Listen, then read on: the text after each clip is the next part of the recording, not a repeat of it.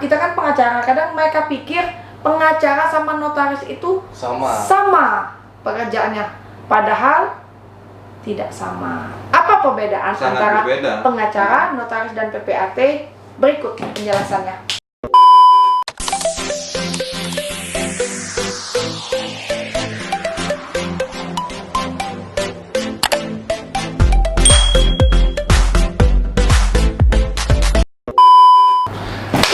Assalamualaikum warahmatullahi wabarakatuh. Kembali lagi bersama kami di Channel. Oke, kembali lagi. Tidak bosan-bosan sama kami lagi. Serta Reli Ria. Oke. Kameramen, tolong infonya. Jangan dimatiin.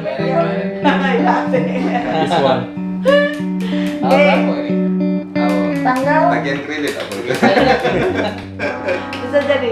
Jadi ada pertanyaan, karena kadang orang awam yang bukan notabene-nya background-nya itu orang hukum, orang awam itu dalam arti masyarakat biasa ya, itu selalu bertanya-tanya.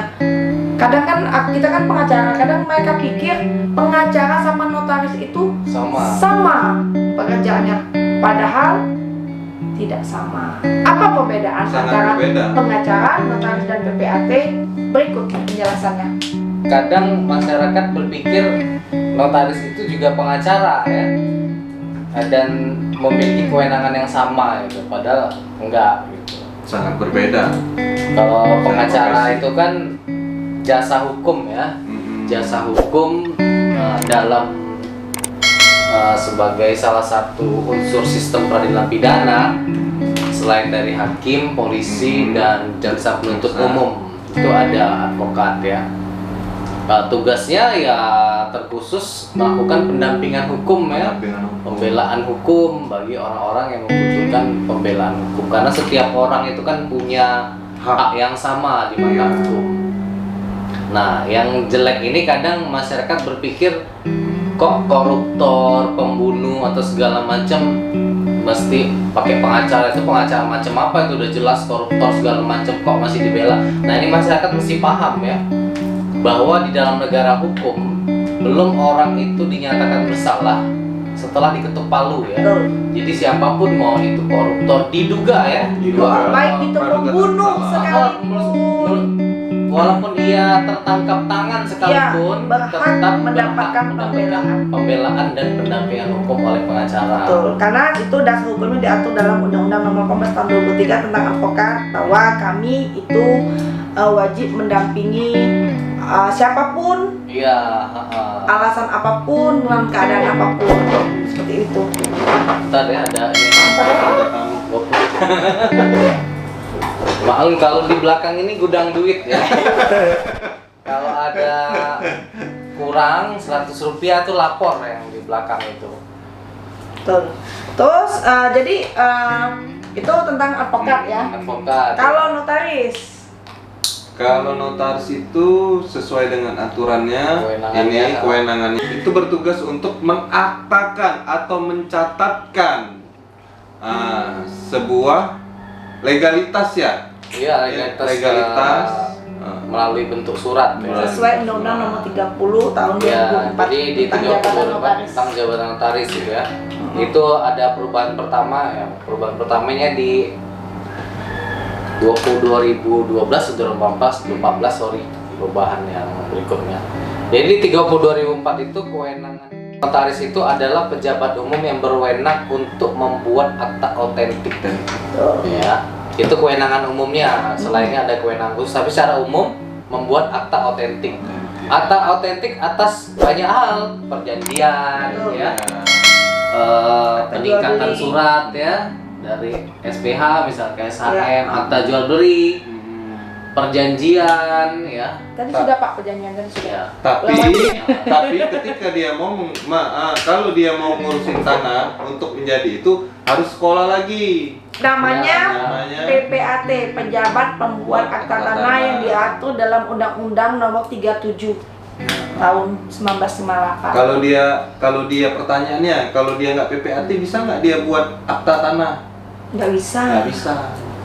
Itu. Nggak bisa. Kenapa? Karena dia bukan pejabat yang berwenang. Gitu. PPAT ya. Jadi Bukan adalah PPATK ya. Ada yang pernah ngomong mengenai BPTK. BPAT. BPAT itu pejabat pembuat akta tanah. Kalau Jadi BPATK. hanya walaupun dia notaris,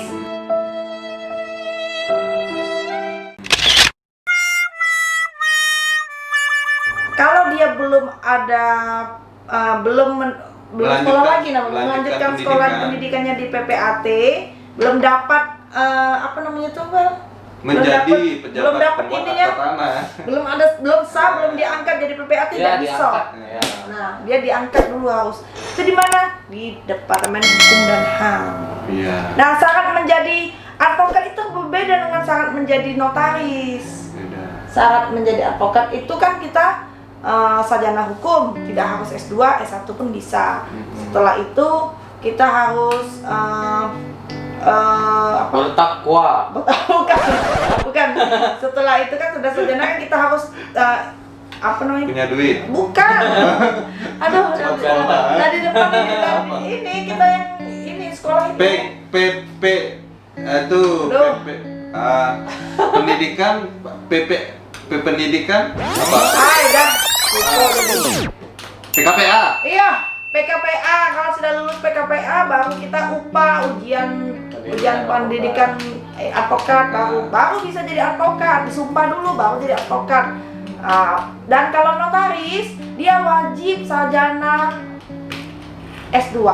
Kenotariatan dia harus sarjana Kalau kenotariatan. S1 bisa tapi S1 lama ya, SPN. Oh, zaman dulu, benar. Zaman dulu sekali, tapi sekarang sudah nggak bisa Kalau lagi. sekarang harus S2 ya, MKN.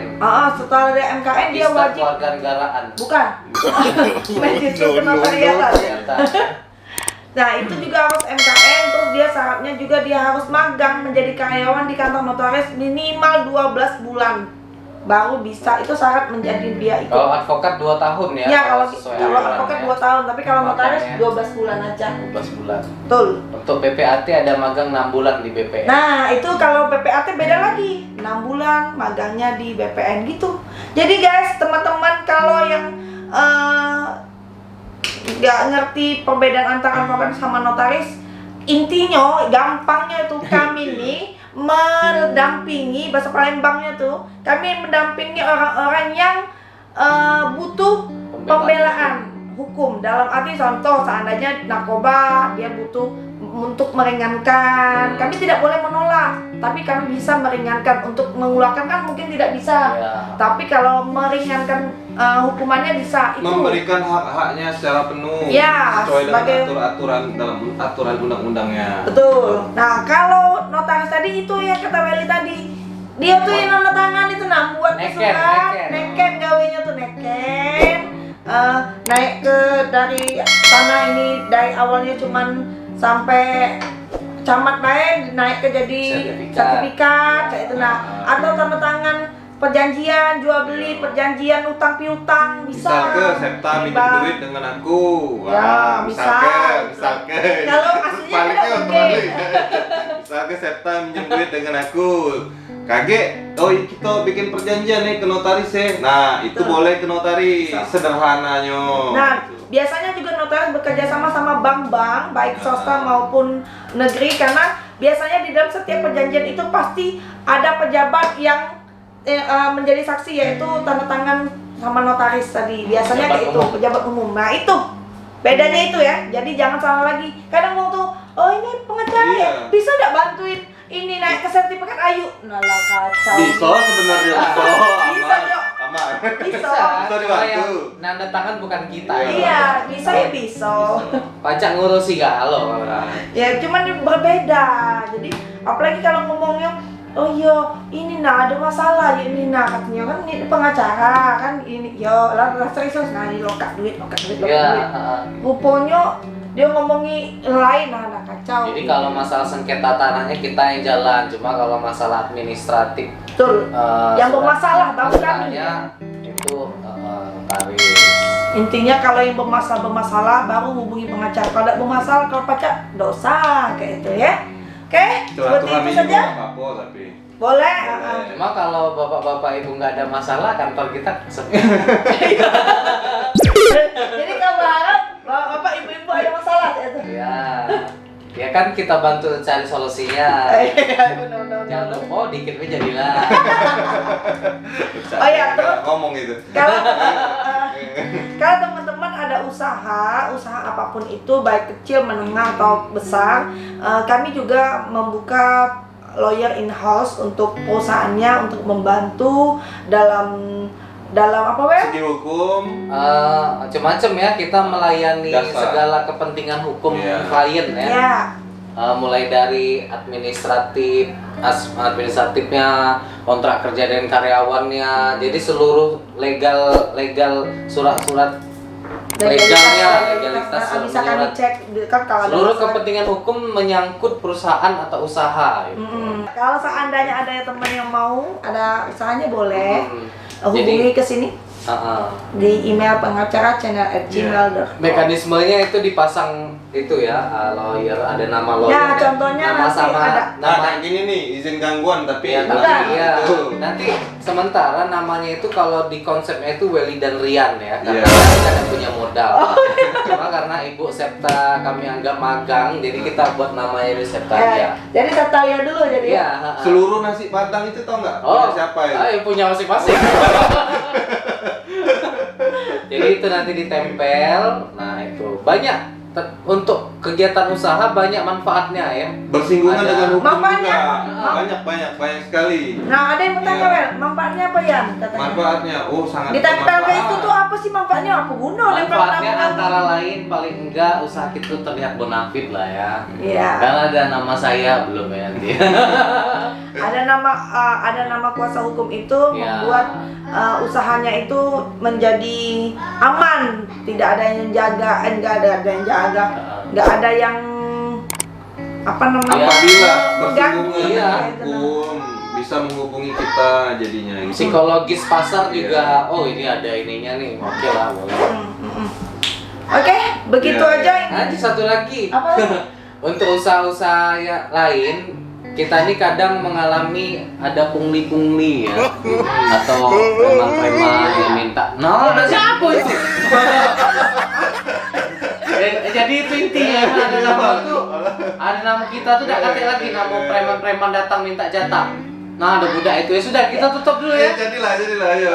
Ada budak itu. Minta duit biasa. Itulah bedanya ya. Kantor kami ini besar, saking besarnya Iya.